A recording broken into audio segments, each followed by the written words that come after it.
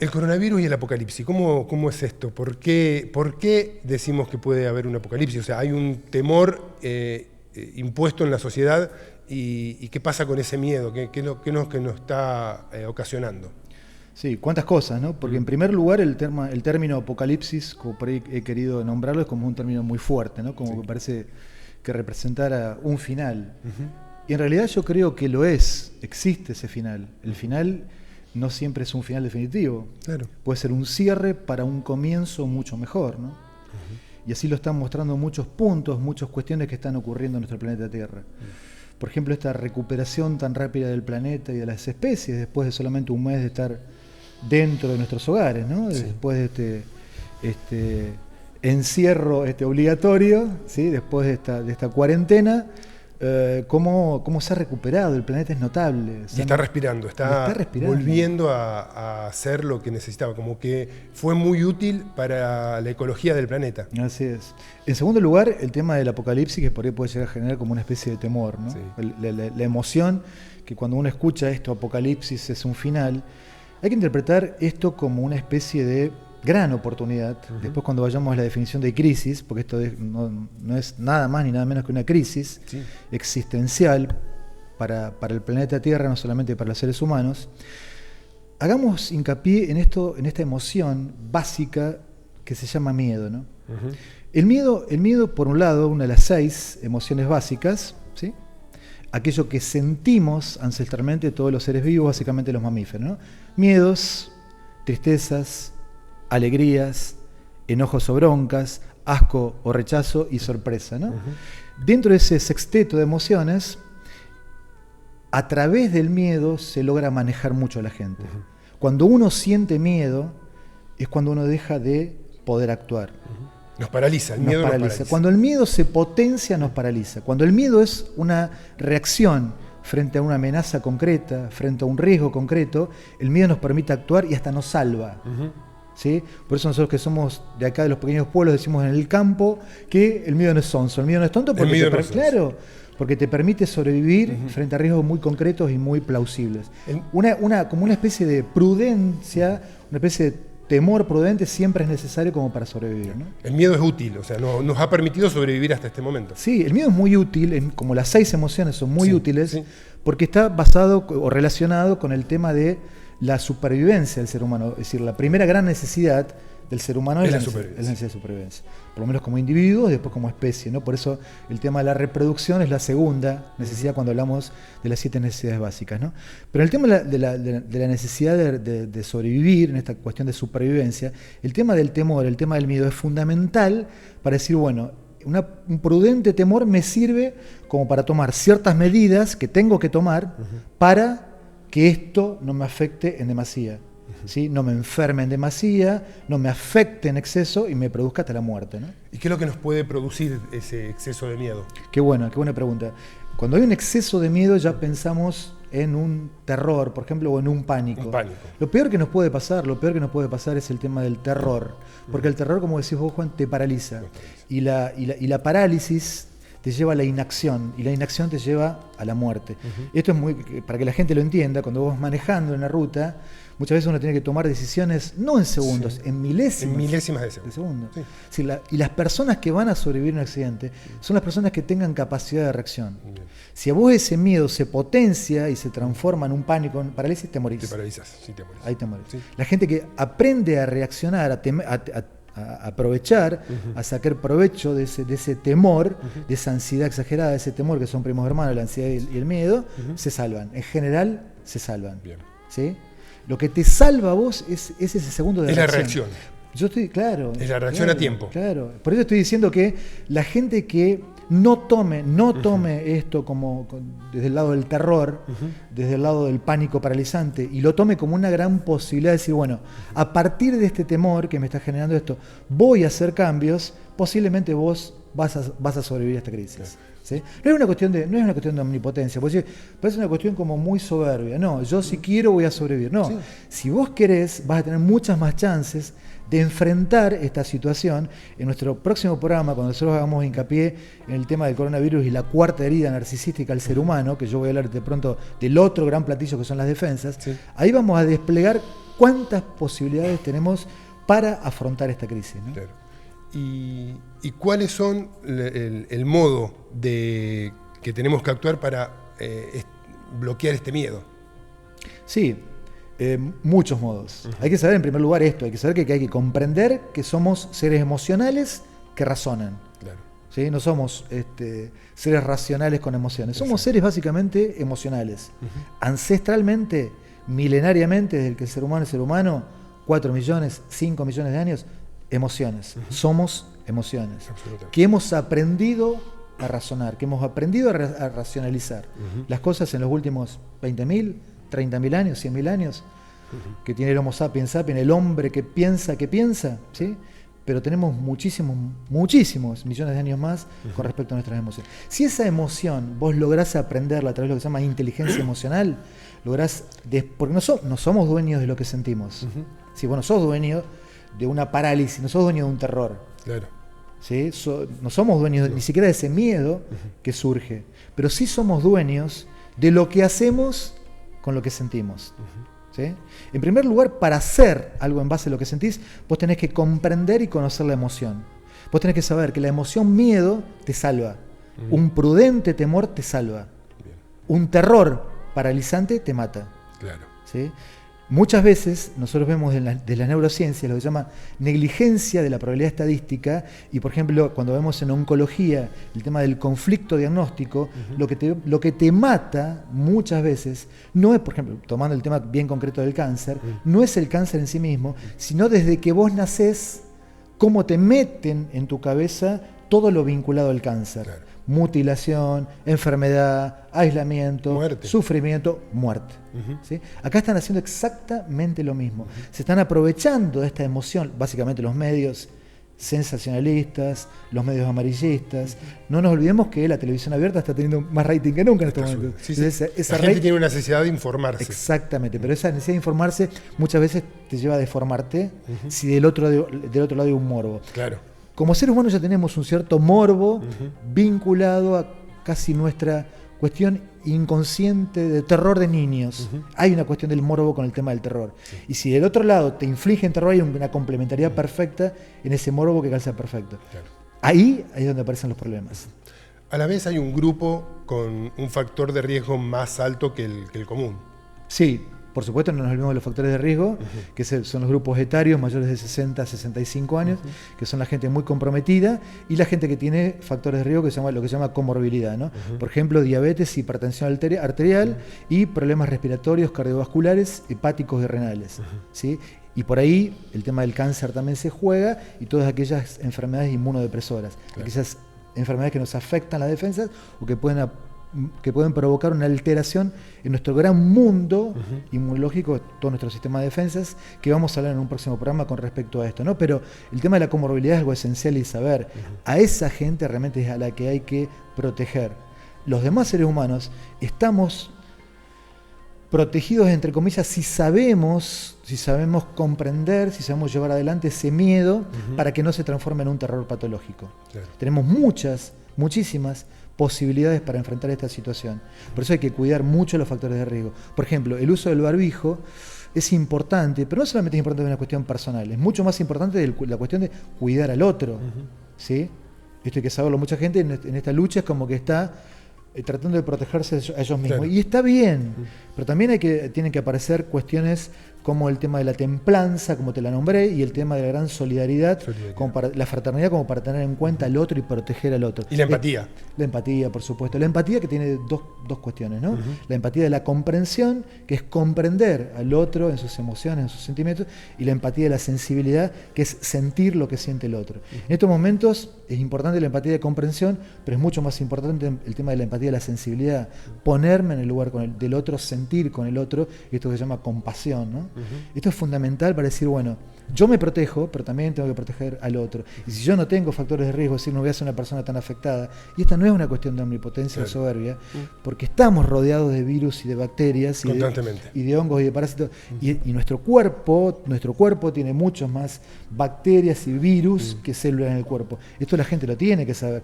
Y aparte con el coronavirus hay que saber que no sé si te lo han dicho, Juan, pero es un virus pesado, que pesa entre 50 y 200 nanómetros, que cae a no más de 1 metro, 2 metros. No es un virus que está en el aire. Mucho más volátil que puede estar en el aire, claro. Como un virus del sarampión, que a lo mejor vuela 6 o 7 metros, ¿sí? Y que te puede llegar a afectar a través de las microgotas de fluge, ¿no? A través de un estornudo, a través hasta el hablar, ¿no? Pero el tema del coronavirus es un virus ARN, es un virus ácido ribonucleico, ¿sí? Esa es la estructura principal, con una glucoproteína y también con una proteína con fósforo, hay que sale del ARN, por fuera tiene una cápside, ¿sí? Que es lo que le da cierta estabilidad al virus, y esa cápside emerge una glucoproteína S, que se llama spike, en inglés por ese de spike, ¿no? Como una espina, por eso se llama coronavirus. Exacto. El crown, ¿no? El parece una corona. Ahí es donde, a través de eso es por lo cual se pega al epitelio respiratorio y el virus puede entrar en nuestro aparato respiratorio.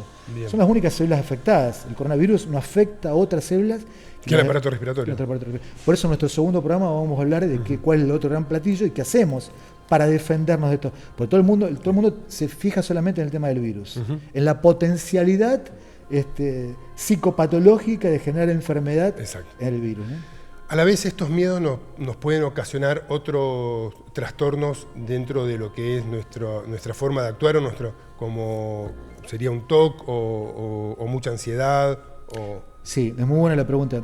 Como médico psiquiatra y terapeuta, estábamos viendo como una especie de agudización de ciertos cuadros, reactualización de ciertos cuadros, como lo que vos nombrabas, problemas del estado de ánimo como cuadros depresivos o problemas de trastornos de ansiedad, el vasto capítulo de trastornos de ansiedad, como crisis de angustia, ataques de pánico, fobias en general, fobias específicas, agorafobia, fobias sociales.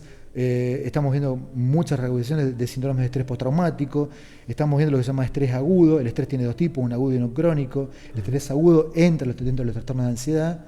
Entonces vemos como una especie de reagudización de esos cuadros que los estamos viendo en forma bastante frecuente. Yo no he parado de trabajar, por ejemplo. Claro. ¿Sí? No he parado de trabajar precisamente porque, como yo te digo, por ahí es mucho más grave el tener algo preexistente y no tener herramientas para enfrentar al tema del virus, cómo hay que enfrentarlo, ¿no? Entonces por ahí yo seguí prácticamente trabajando en todos mis consultorios, ¿no? Es fundamental, o sea, que sigan teniendo contención más en este momento. Es fundamental que es decir, y no minimizar el tema de los procesos psíquicos, ¿no? Porque fíjate que cuando dicen, la cabeza te maneja todo, y sí. Es nuestra torre de control y nuestra mente es lo más importante, nuestro cerebro es el órgano estructuralmente más importante y al cual más que nunca hay que cuidar. Cuando te hable cuáles son las cuatro grandes patas, la primera, ni hablar, que es el tema del aparato psíquico, nuestros pensamientos y sentimientos, ¿no? Pero con respecto al tema de la agudización de los problemas, sí, es así, han aparecido muchísimos cuadros o se han reagudizado cuadros que por ahí estaban como contenidos, ¿no? O bien tratados, ¿no? O incluso pueden surgir quienes venían con una vida llevándola normalmente, ante estos cambios bruscos le pueden aparecer algún cuadro distinto. Sí, a lo mejor gente que a lo mejor estaba como con algo latente y de pronto el tema de la presencia del virus ha desencadenado. Y es muy importante esto que vos sepas, que de pronto lo que ha generado el tema de la convivencia.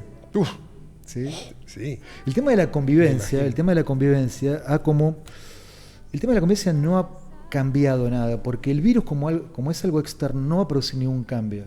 Los seres humanos cambiamos a través de cuestiones muy profundas desde el punto de vista de hacer revisión, como una especie de cuestionamiento y comprensión de estructuras psíquicas muy profundas. Por eso la gente cuando dice, bueno, el virus va a cambiar nuestra vida, no, el virus no va a cambiar nuestras vidas, va a producir pseudo cambios temporales que después de esto va a quedar en el olvido, pero sí va a profundizar de qué forma nos estamos vinculando los seres humanos entre sí y qué tipo de relaciones estamos teniendo con nuestros convivientes, padres, pareja e hijos, ¿no? Por eso mucha gente en estos momentos está en crisis, porque lo que más estamos viendo es precisamente las crisis humanas, crisis existenciales y crisis relacionales. Es decir, la causa relacional, la causa afectiva relacional, es una causa prácticamente que está en el top de las causas con respecto al tema de qué pasa con los trastornos de ansiedad, qué pasa con los trastornos depresivos, ¿no? Y esto a la vez, decíamos que es una crisis, y las crisis son oportunidades. Sí. ¿Qué oportunidad nos ofrece esta crisis? ¿Qué oportunidad encontrás desde tu punto como analista y como terapeuta que podemos convertir esta crisis en oportunidad? Sí, es muy buena la pregunta, Juan. En primer lugar, hay que saber que crisis, por definición, es un tiempo que pasa. Crisis no es algo negativo, no es algo catastrófico. O sí, pero hay que saber que a crisis tienes dos acepciones, ¿sí? Como dos grandes corrientes, dos grandes ramas el tema de la palabra crisis. Crisis, por un lado, significa peligro. Y ahí sí puede llegar a serlo como algo catastrófico y hasta mi muerte, ¿no? Si yo lo tomo a esto como que frente a esto no tengo defensas. ¿Sí? Cuando tomo esa y voy por esa rama, el tema de la palabra crisis es algo dramático. Sí. Y puede ser muy peligroso si lo tomo como un peligro. Ahora, si yo veo, como vos decís, en una crisis una oportunidad, voy a utilizar a esto como una gran posibilidad de cambio. Acá lo interesante, siguiendo y enganchándome con tu pregunta, es que la gente tome esto como una gran oportunidad para hacer revisiones profundas de estructuras profundas. Por ejemplo, no sé, estoy con mis padres o estoy con mi pareja, conviviendo. ¿Qué tipo de relación tenía con mi pareja? Ahora que tengo más tiempos. O a nivel personal, una persona que está sola en su casa. Bueno, tengo más tiempos, me pongo a leer. ¿Qué tengo postergado en mi vida? Me pongo a escribir, me pongo a leer, me pongo a ponerme en forma físicamente, no sé, haciendo lo que pueda dentro de mi... O descanso, si necesitaba descansar. El tema del descanso es fundamental, retomar el descanso, volver a tener ese descanso tan postergado, y no lo tomes como un ocio recreativo, como un ocio que es algo terrible. El ocio recreativo es fundamental. No es pereza, no es caer en la pereza y tirarme en la cama, no. Es permitirme el descanso, ese descanso tan fundamental para el tema de nuestro cerebro. Es una de las patas esenciales para nuestro cerebro. Hay dos tipos de personas que reaccionan, depende de las herramientas que tenemos cada uno. El optimista y el pesimista. Sí. Para el optimista no sería una gran complicación esto, porque siempre el optimista va a encontrar un lado positivo. Sí. Pero ¿qué pasa con el pesimista? ¿Cómo podemos ayudarle al pesimista a encontrar una salida positiva a esto? Claro. ¿Qué pregunta me tirás? Traigamos un pesimista acá. A ver qué opina. Porque encima los dos somos optimistas. Claro. En realidad, ¿por qué vos decís, bueno, los dos, está bueno esto, ¿por qué somos optimistas, Juan y yo? ¿Por qué somos optimistas o por qué somos pesimistas? Claro, pero ¿por qué somos vos y yo optimistas? Porque fuimos pesimistas. Sí. Y porque nuestra adolescencia, yo que te conozco mucho, y que hace más de 30 años que nuestra adolescencia, fuimos un poco depresivos. Y la depresión está sentada en el pesimismo, en la falta de posibilidades, falta de vislumbrar un futuro, en no querernos, fuimos muy pesimistas. Yo lo conozco a Juanjo y así fuimos. Fuimos adolescentes con dificultad en nuestra autoestima, con una visión pesimista de la vida. Y después de haber transmitido mucho tiempo, ahora nos hemos vuelto un poco optimistas. Sí. Pero conocimos los dos polos. No es que tenemos un optimismo volado de la nada. Bueno, acá hay una buena noticia, que el pesimista se puede transformar en optimista. Acá estamos. Dos personas que a lo mejor fueron pesimistas en su adolescencia o en su adultez joven, y que después fueron tomando herramientas, primero a través del cuestionamiento, ¿no? Es decir, ¿qué pasa conmigo? Pues yo me quedo en mi pesimismo y bueno, listo, no me saca nadie acá. Exacto. ¿Sí? No me saca nadie. Porque si hay algo que centra al depresivo, por ejemplo, es de acá no me saca nadie. Absolutamente. ¿Sí? Es la omnipotencia y la soberbia, de acá no me saca nadie. Hablamos del gen argentino y decimos, somos los mejores, pero también muchas veces somos los peores. ¿Sí? Tenemos eso. Sí, el tema de la polarización eterna. Y en la polaridad está la enfermedad.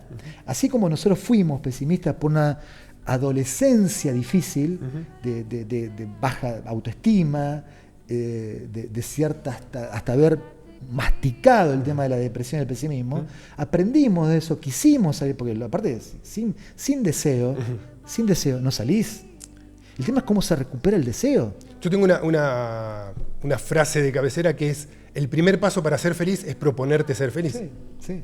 El tema es cuando vos necesitas a alguien que te suba al tren. Claro. Porque si vos estás 50 años, a nuestra edad, 50 años, y no salimos del Todavía núcleo, no salimos del núcleo. Por más que vos te hayas ido del lado de tus viejos, pero a lo mejor vos estás con una pareja que muchas veces, si vos no trabajaste tu historia familiar, te buscabas una pareja casi afín, casi acorde a lo que vos viste. Entonces no salís.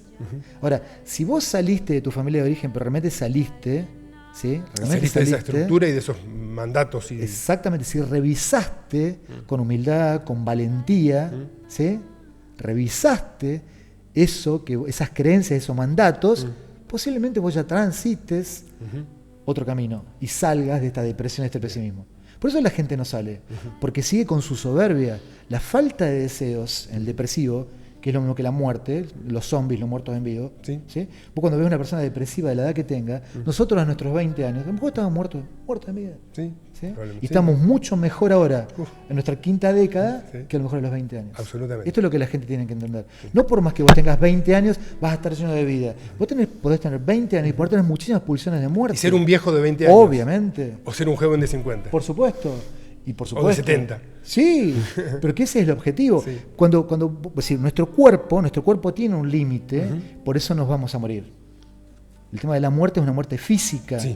Porque nuestro cuerpo, lamentablemente, para aquellos que hemos aprendido a amar la vida, ¿no? Claro. Y que nos duele la muerte, es perecedero. Que nos angustia la muerte, es perecedero. Ahora, la mente humana no tiene límites. Claro. ¿Cómo vos podés vivir 80, 90, 100 años?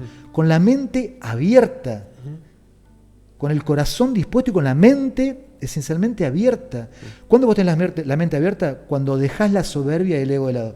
Por eso el segundo programa que vamos a encarar va a ser esto, sobre la cuarta herida del narcisismo humano, que yo he bautizado. A lo mejor lo voy a patentar, todavía no lo he patentado, si me lo roban no importa. Claro. El tema de que esto es la cuarta herida del narcisismo humano. Cuando el ser humano comprende que tenemos que sí o sí salir de la soberbia, y empezar a transitar el camino de la humildad, con valentía, con coraje, vos podés vivir la edad que se te ocurra a nivel mental. Obviamente que vos salís de nuestras rutas y te va a matar más la ruta, posiblemente, probablemente, que el virus. Sí.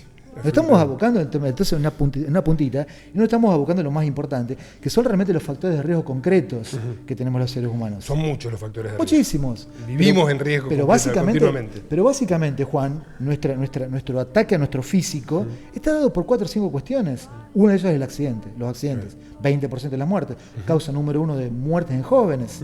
Número 2, cuestiones cardiovasculares. ¿Está vinculado a qué? A un afecto ominoso. Al afecto de la tristeza, de no hacer circular el tema de las cuestiones emocionales, llenarnos de bronca, ¿sí? E intoxicarnos con neurotransmisores, lo cual ya está comprobado científicamente que nos afectan y nos matan el corazón. ¿Sí? El ACV, que está vinculado al tema de la rigidez en la personalidad. Y el 30% de los accidentes cerebrovasculares y cardiovasculares están vinculados a esto. Son el 30% de las muertes, físicamente hablando. Y ese tenés un 50%. Y el otro 20 o 30% que está vinculado al tema del cáncer. ¿Cuántos programas hemos hecho de cáncer? Hemos hecho un par. Muchísimos. Sí. ¿Y a qué está vinculado? A las emociones. Al no contemplar nuestras emociones, al no aprender a comer, al no aprender a vincularnos de una determinada manera con los demás, a no revisar por soberbia, por nuestro ego, no revisar nuestras creencias, no revisar nuestros mandatos. Entonces vivo corto y me voy a morir rápido, sin haber vivido. Por eso cuando vos decís, 70, 80 años, puedes ser un joven de 70, 80 años, porque lo más importante, o 100, porque tu mente está abierta. Fíjate, vamos a pensar en alguien, a ver, con 90 Mirta Legrand. Sí. Que a mí me gusta más esta Mirta, que por lo menos aprendí a escuchar. No era Mirta soberbia cuando tenía 50, 60 años. ¿Vos te acordás? Sí. Que no escuchaba a nadie, que era una soberbia. Eso ella lo ha... Si vos aprendido y aprendió. Por eso llegó a los 90 y pico. Y aparte hace preguntas que tienen la impunidad que le da eso, la edad y la experiencia y la vida. Que no tiene que rendirle culto a nadie, claro, no tiene que esperar el aplauso de nadie, porque está más allá del bien y del mal. Pero aprendió a escuchar.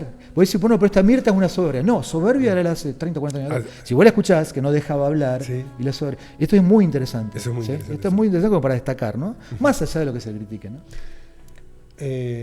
Pero el tema de la profundización de los vínculos, Juan. Y de cómo ha puesto de manifiesto el tema de cómo estamos. De cómo estamos relacionados. Y lo importante ahora dejó de ser la casa, el auto, el tener y el poder. Y empezó a ser eso, ¿no? El vínculo. Extrañamos más salir a caminar a la plaza que un viaje a Europa. Tal cual. Me parece. Tal cual. A mí, por ejemplo, yo soy un amante. Siempre te he dicho lo mismo. Para lo único que quiero dinero es para viajar. Es para viajar. Sí. Pero hoy extrañás salir a correr. Hoy extraño salir a correr, claro, porque para mí yo me he dado cuenta que para mí es mucho más importante el deporte en mi vida, ¿sí? El deporte, el caminar, que el viaje. Es decir, esto también está bueno lo que decís, porque nos ha puesto de manifiesto. De cara a lo que es realmente esencial. Exacto, que es lo esencial, que es invisible a los ojos. ¿No? Bueno, esto, bueno, el tema de lo deportivo es un poco más visible. Sí. Pero sí, los afectos y las relaciones son más invisibles a los ojos. Que es lo que yo siento es invisible a los ojos. Entonces, este trabajo de introspección que hay que hacer para ver cómo estoy, comienza con uno. Mindfulness, meditación, respiración. Uno, escribir, y después si estoy con alguien, ¿cómo me siento con el otro? Eso te iba a decir, es un gran momento para hacer una introspección. ¿En qué consiste una introspección? La introspección es, bueno, me pongo a respirar, y todos respiramos. ¿Sí? Claro. Respirar es respirar profundo, contando hasta 7, sin 1, no, contando en forma sin silenciosa, pauseada. Hasta 7, pausada, por nariz, todo por nariz, hasta que vos sentís que el aire baja, ¿sí? De pulmones, aparato digestivo. Vas sintiendo como el aire llena toda tu columna y todo tu cuerpo de aire. ¿Sí? Todo por nariz, con los ojos cerrados, con los ojos abiertos, sin música, una música suave. ¿Qué es lo que más te concentra? Y a partir de ahí... Conectarte. Aguantás 2 segundos la respiración y después contando hasta 7, expirás. Conectar con uno mismo. Vida, ¿sí?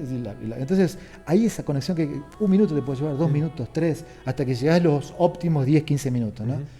Si los grandes meditadores meditan hasta 1 hora, lo cual es demasiado, o días, pero es demasiado. O sea, con 5 minutos es muchísimo. Incluso 10, 15. Hay en internet meditaciones guiadas que las pueden seguir en YouTube. Sí. Y incluso hay alguna en nuestro canal de YouTube de Ricardo Pastel Domínguez, subida en el canal de Herramientas para Vivir, que la gente se puede enganchar ahí con unas meditaciones muy cortitas de 10 minutos y muy interesantes para seguir guiándola. Y es un buen momento para esa introspección. Y desde las neurociencias se llama mindfulness. Y desde la neurociencia. Significa nada más que mente completa, mente full, mente aquí, mente en el aquí y ahora. Mente en el aquí y ahora. El aquí y ahora, que es la suma de los 3 tiempos. Porque para nuestro inconsciente no existe. Lo único que existe es el presente. Es el presente. Nuestro inconsciente, acuérdate que es atemporal, nuestro inconsciente, ¿no? Sí. No, somos prácticamente inconscientes hasta que vos te haces, lo comprendés y lo conocés.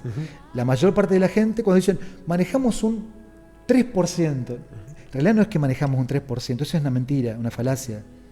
Lo que hay un 3% es nuestra conciencia, nuestra mente.